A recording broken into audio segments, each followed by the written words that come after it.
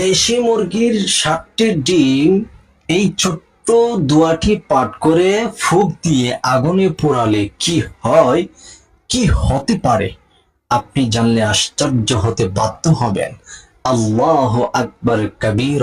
প্রিয় দর্শক, আজকের এই ভিডিওতে আমরা জানবো যে 7টি ডিমের উপর এই ছোট্ট সূরাটি পাঠ করে ফুঁক অথবা দম করলে কি হয় এবং সেই ডিমটি আপনি আগুনের পোড়ালে কি হতে পারে। চলুন আমরা জেনে নেই। প্রিয় দর্শক, আজকের এই আমলটি করার জন্য অবশ্যই আপনাকে পবিত্রতা অর্জন করে নিতে হবে। আপনি ভালোভাবে নিজেকে গুছিয়ে পবিত্রতা অর্জন করবেন, যেন অপবিত্র কোনো ছোঁয়া আপনার মধ্যে না থাকে নেবেন।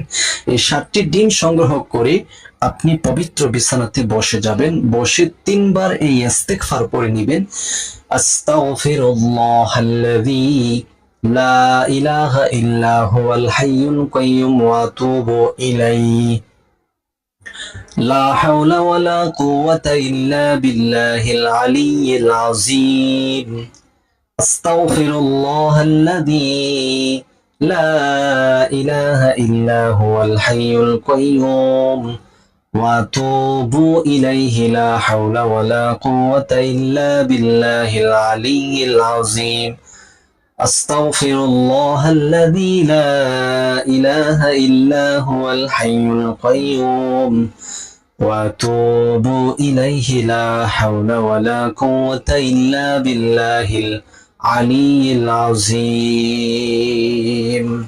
بس 7 বার পড়েছেন, 3 বার ইস্তেগফার পড়েছেন, এবার 3 বার প্রিয় নবীজি সাল্লাল্লাহু আলাইহি ওয়াসাল্লামের উপর দুরূদ শরীফ পড়ে নেন। দুরূদে ইব্রাহিম আমি একবার পড়ে দিচ্ছি।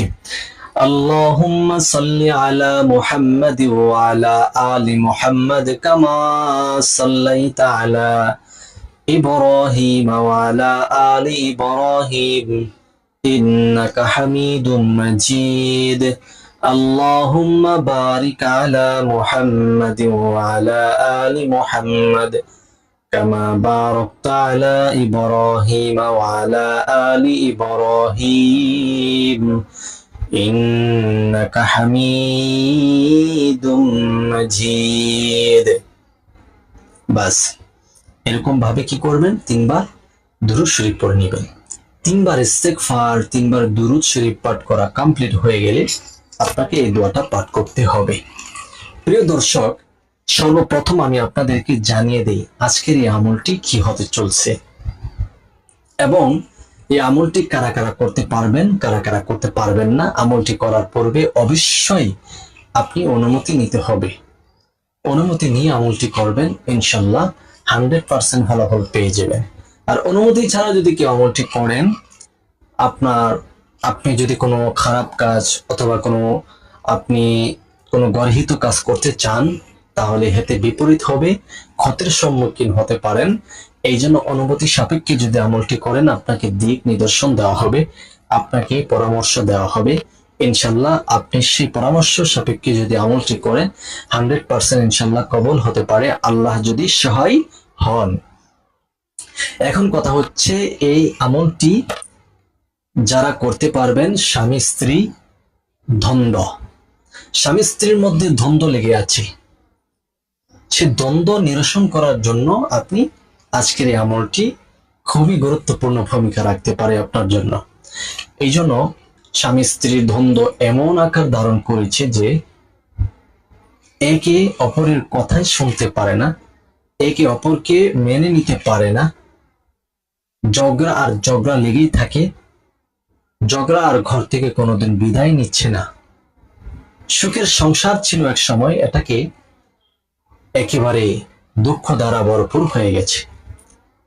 এখন আর স্ত্রী স্বামীর ঘরে থাকতে চায় না, অথবা স্বামী ও স্ত্রীকে নিয়ে বসবাস করতে চায় না। দাম্পত্য জীবন তাদের কেমন যেন মাঝ নদীতে গিয়ে ভেঙে গেল।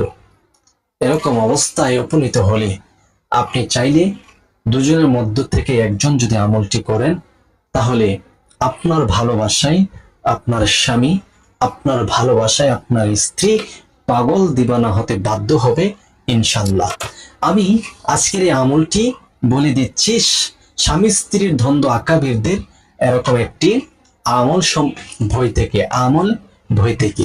তো আপনারা মনে করবেন না যে এগুলো বানানো, অবশ্যই অবশ্যই ইনশাল্লাহ আকাবিরদের সেই দিক নিদর্শন অনুপাতেই কথাগুলো বলা হচ্ছে।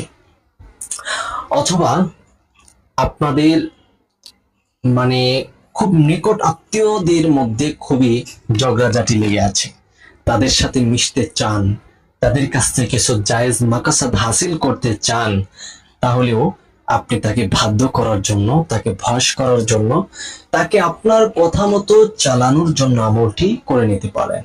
ইনশাল্লাহ এমন কাজ হবে হয়তো কোনোদিন আর আপনি ভাবেননি যে আপনার সাথে এরকম ঘটতে যাবে, আপনাকে এমন আপন ভাববে, আপনার সহযোগিতা করবে, আপনার চিরশত্রু বন্ধুরূপে পরিণত হতে বাধ্য হবে ইনশাল্লাহ। অনেকে যারা আমলটি করতে নিষেধ, তারা হচ্ছে আপনি সে আমলের মাধ্যমে অসাধু কোনো কাজ করতে গেলে সেটার জন্য নিষেধ থাকবে এবং অনুমতি ছাড়া যদি আমলটি করেন হেতো বিপরীত হবে। অসাধু আমল মানে আপনি কারোর সাথে অবৈধ রিলেশন করে তার সাথে আপনি খারাপ কাজ করতে চাচ্ছেন ইত্যাদি বিষয় নিয়ে, সেক্ষেত্রে অবশ্যই আপনার জন্য আমল না, আপনি কখনোই এই আমল করতে যাবেন না। খুব কঠিন ভাবে আপনাকে নিষেধ করা হলো, যদি করেন নিষেধাজ্ঞা অবজ্ঞা করে এতে অনেক অনেক ক্ষতি হবে। প্রিয় দর্শক, যাই হোক, এখন বলবো যে আমলটি কিভাবে করতে হবে। এই আমলটি করার জন্য 7টি ডিম আপনি সংগ্রহ করে নিয়েছেন। এখন হচ্ছে আপনি দোয়াটি পাঠ করবেন, ইস্তেগফার দুরূদ শরীফ পড়ে নিয়েছেন।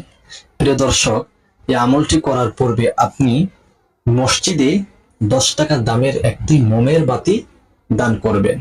বর্তমানে প্রায় জায়গায় যদি কারেন্ট থাকে, বিদ্যুৎ থাকে, মোমের বাতির কোনো প্রয়োজন নেই, তাহলে 10-20 টাকা আপনি মসজিদে দান সৎকা করে নেবেন। আল্লাহ সুবহানাহু ওয়া তাআলা যেন আপনার সে আমলটি কবুল আর মঞ্জুর করেন।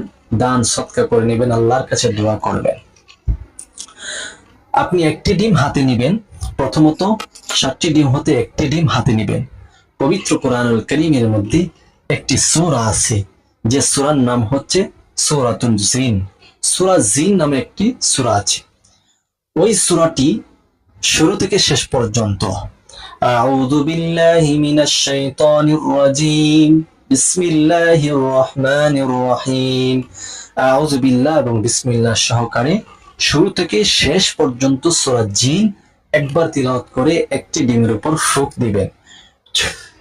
এই ডিমটা রেখে দিবেন, দ্বিতীয় আরেকটি ডিম রেখে হাতে নিয়ে আবার আউযু বিল্লাহ বিসমিল্লাহ, অথবা প্রথমবার আউযু বিল্লাহ বিসমিল্লাহ পড়লেন, দ্বিতীয়বার বিসমিল্লাহ পড়ে সূরাটি শেষ করবেন।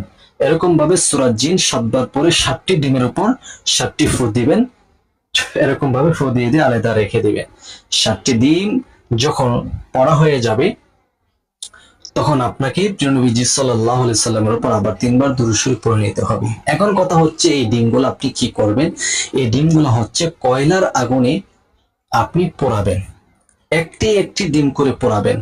একদিনই 7টি ডিম পোড়াবেন। আপনি এমন যেন না হয় যে 7টি ডিম একসাথে চুলায় অথবা কয়লার আগুনে পুড়ে ফেলছেন, এরকম না। একটি ডিম কয়লার আগুনে ফেলে দিয়েছেন আর বলবেন, যাকে বশ করতে চাচ্ছেন, যাকে বাধ্য করতে চাচ্ছেন, ওই ব্যক্তির মায়ের নাম, ওই ব্যক্তির নাম উচ্চারণ করবেন, হে আল্লাহ এমকের সন্তান এমক, আল্লাহ তার ভালোবাসা আমাকে পাওয়াই দিন, সেজন্য আমার জন্য বাধ্য হয়ে যায়, সেজন্য আমার জন্য আসক্ত হয়ে যায়, সে আমার ভালোবাসায় দাপিত হয়, আমার সমস্ত কথা যেন সে মেনে নেই এই কথা, এবং স্বামী স্ত্রীর দ্বন্দ্ব যেন নিরসন হয়, সে একে অপরকে যেন ভালোবাসতে শিখে, এই কথাটা বলে আপনি কি করবেন, ডিমটি কয়লার আগুনে নিক্ষেপ করবেন। আর যতক্ষণ পড়বে মনে মনে দোয়া আল্লাহর কাছে করতে থাকবেন। এরকম ভাবে ডিমটা পড়তে যতক্ষণ সময় লাগে, তারপর দ্বিতীয় আরেকটা ডিম আপনি হাতে নিয়ে এরকম ভাবে কথা বলে কয়লার আগুনে ছেড়ে দিবেন। এরকম ভাবে একদিনই এক এক করে সবগুলা ডিম পড়ে আপনি কি করবেন, ফেলবেন। ইনশাআল্লাহুল আজিজ এই ডিমগুলা পড়ার সাথে সাথেই দেখবেন তার কলিজায়, তার দিলে আপনার জন্য মায়া মমতা এমন ভাবে পানির জোয়ারের মতো আসতে থাকবে, আপনি অবাক হতে বাধ্য হবেন। প্রিয় দর্শক, আজকে এই আমলটি বলে দিয়েছি, স্বামী স্ত্রীর দ্বন্দ্ব, কাবিরদের আমল বই থেকে। তো আপনারা যদি আমলটি করেন ইনশাআল্লাহুল আজিজ ফলাফল পেয়ে যাবেন।